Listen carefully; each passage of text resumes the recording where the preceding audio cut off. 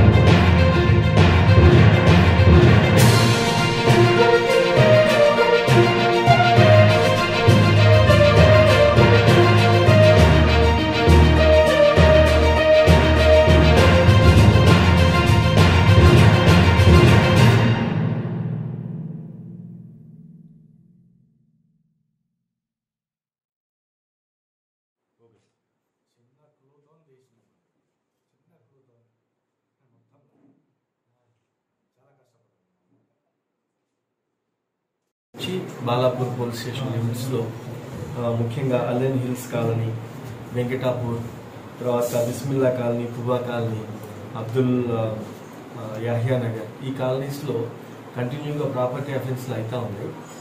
ఇది 1.5 years నుంచి crime team ఇవన్నీ పనిచేస్తున్నా కూడా ఎవ్రీ మంత్ ఒకటి అలా అవుతూ ఉండి ఛాలెంజ్గానే మిగిలిపోయినాయి.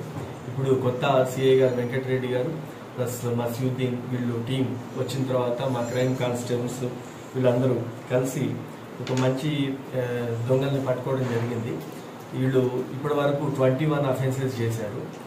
ఇప్పటి వరకు అర్థం కాకుండా ఉండేది, మా జనరల్గా పోలీసు ఒక 2 నెలల్లో 3 నెలల్లోనో దొంగల్ని పట్టుకోవడం జనరల్ జరుగుతూ ఉంటుంది.